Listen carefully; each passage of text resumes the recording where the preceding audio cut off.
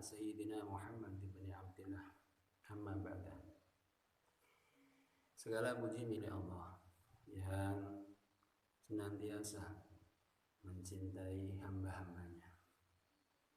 Allah memberikan nikmat dengan segala nikmat yang telah Allah berikan dengan sebab Allah mencipta seorang kekasih, yang mana kekasih itu menjadi sebab Allah memberikan rahmat kepada hamba-hambanya. Kekasih itu adalah baginda Nabi Muhammad SAW. Dengan sebab bagi Allah mencipta nur baginda Nabi Muhammad SAW, maka semua makhluk merasakan nikmat-nikmat dari Allah. Maka semua makhluk merasakan rahmatnya Allah. Maka semua makhluk merasakan nikmat bisa mengenal Allah dan nikmat bisa mengenal Rasulullah SAW. Saudaraku semuanya, ikhwan dan ukhti yang dirahmati Allah. Sesungguhnya kita ini adalah hamba-hamba yang dikasihi Allah, hamba yang dipilih Allah, karena kita dijadikan umat baginda Nabi Muhammad SAW. Maka dengan nikmat itu pula lah kita diperkenankan untuk bisa merasakan, menikmati, yaitu bulan mulia, bulan suci Ramadan yang telah kita lewati bersama di akhir-akhir penutup, di akhir-akhir bulan Ramadan yang mulia ini. Maka hamba, diri saya sendiri al-fakir, yang masih selalu berharap ridhonya Allah, dengan mengajak semuanya umat baginda Nabi untuk bagaimana kita pertama mensyukuri nikmat yang telah Allah berikan kepada kita, sehingga kita diperkenankan bisa menjumpai bulan yang mulia ini, yang Allah muliakan ini, dengan sebab mulianya Ramadan, dengan sebab Allah memuliakan Ramadan. Semoga diri kita juga termuliakan, dimuliakan. Allah gerakkan kita dengan taat, Allah berikan sihat kita untuk taat, Allah jauhkan kita dari maksiat. Itu semua adalah fadl karunia dari Allah Subhanahu wa taala. Dan karena sebab kita adalah umatnya baginda Nabi yang dicintai Allah Subhanahu wa taala. Ikhwani billah, di dalam hubungan kita kepada Allah, tentu saja kita banyak melakukan dosa dan maksiat. Maka kita disuruh untuk selalu bertaubat, bertaubat dan bertaubat. Disuruh selalu untuk meminta ampun, meminta ampun dan meminta ampun.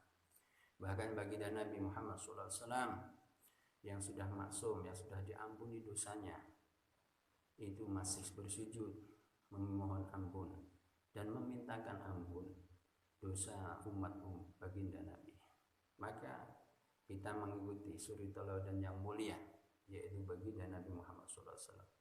Maka kita memohon ampun di akhir-akhir Ramadan ini.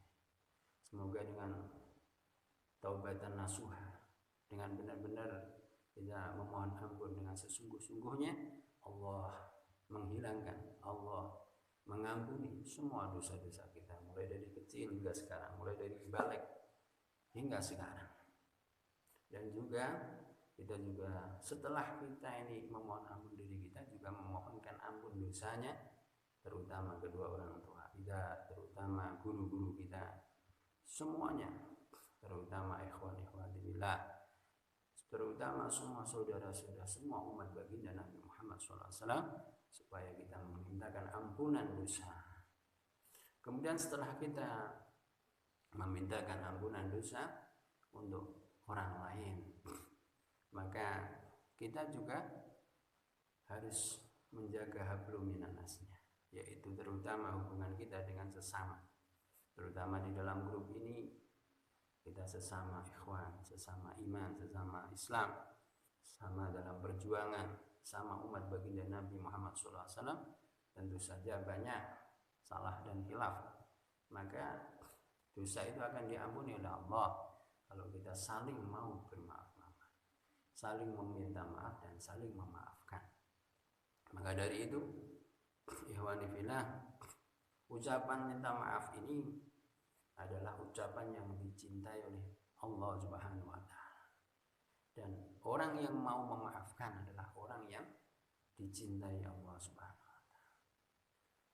Maka seyoganya kita sampaikan mungkin nanti ketika kita masuk, atau kita nggak perlu nunggu masuk satu usaha, kita langsung saja meminta maaf jikalau kita mungkin masih ada kesalahan yang kita berbuat atau hubungan yang tidak baik yang kita perbuat, terutama kepada saudara kita sendiri, kakak kita, adik kita, saudara sekandung, saudara sebapak, seibu, sesimbah, seduriah, ini kita minta maaf karena tidak akan diberikan ampunan dan diampuni dosa kita kalau kita tidak meminta maaf dulu kepada yang bersangkutan.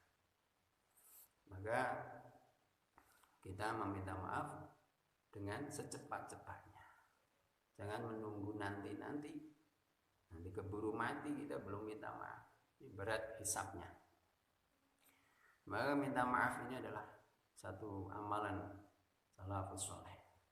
Bahkan kepada orang yang mendolimi kita, orang-orang yang berbuat dolim pada diri kita, pernah menghina diri kita, pernah menghujat diri kita, kita bersifat lapang dada untuk bagaimana kita memaafkan, saling memaafkan, meminta maaf dan memaafkan. Ini adalah cerminan amalan-amalan para salafus saleh, para aulia, para ulama yang kita insyaallah bisa ikuti dan menjadi jalan keselamatan dan kebahagiaan. Memang ujian yang paling berat ini adalah hati. Hati ini akan ditundukkan, yaitu dengan bagaimana kita legowo, kita lapang dada, kita lembah manah, untuk bagaimana kita ini merendahkan ego kita, menghilangkan ego kita untuk kita meminta maaf. Jangan sampai benih-benih yang namanya kesombongan ini ada di diri kita. Bahkan nanti ketika kita yang namanya melakukan ibadah amalan bala ahli surga, contohnya adalah silaturahmi. Ini bagaimana menghilangkan ego kita. Jangan kita minta didatangi karena kita lebih tua, karena kita ini kiai, kita ulama, kita. Ini adalah yang tidak dilakukan baginda Nabi. Bagaimana baginda Nabi Muhammad SAW? Beliau belas asih mendatangi tetangganya, sahabatnya, bahkan orang-orang yang tidak dikenalnya, bahkan musuhnya yang pernah mendoliminya ia datangi. Ini guys, sebagai bentuk apa? Sebagai bentuk mahabbah, rasa kasih sayang, sehingga kita ini benar-benar menjadi umatnya baginda Nabi yang tidak hanya mengaku umat baginda Nabi. Semoga Allah masukkan mahabbah, rasa cinta, kasih sayang kepada hati kita, sehingga kita ini ringan untuk bersilaturahmi, ringan untuk mengunjungi saudara kita, ringan untuk meminta maaf.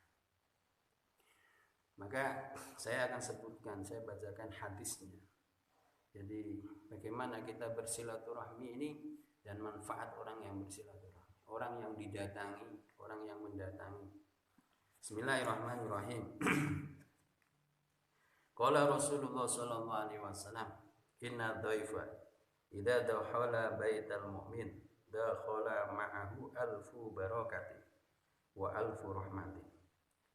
Wa qala Nabi sallallahu alaihi wasallam, telah bersabda baginda Nabi Muhammad sallallahu alaihi wasallam, inna dhaifa, sesungguhnya seorang tamu, idza dakhala, apabila dia berkunjung, dia masuk baital mu'min, ke rumah seorang mukmin, dakhala ma'ahu, maka masuk bersamanya alfu barakatin, yaitu 1000 berkah, wa alfu rahmatin, dan 1000 rahmat.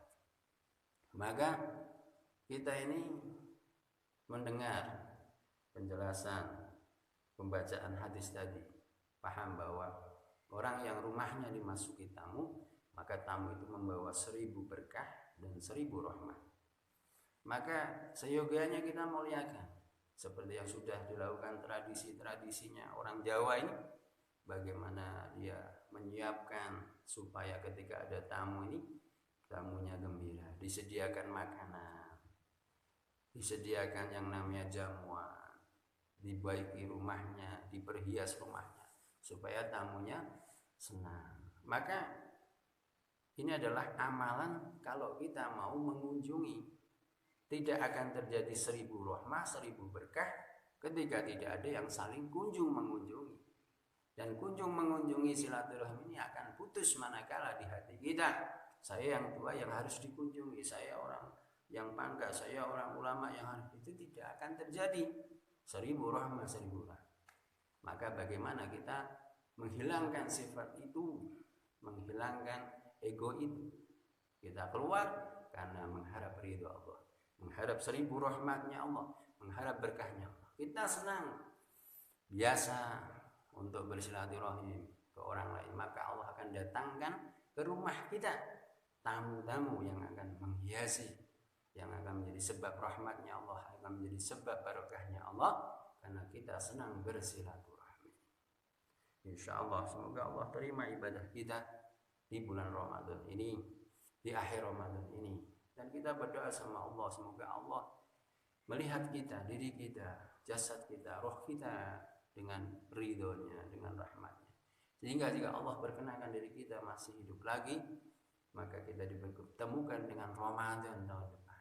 Dan ketika kita melewati Ramadan 1 dengan Ramadan berikutnya ini, kita mendapat pandangan rahmatnya Allah, selalu dijaga Allah dari maksiat dan dosa, dari segala bala musibah, dan diberikan kemudahan dalam taat, diberikan dalam menghindari maksiat, dan diberikan kemudahan dalam membaca sholawat.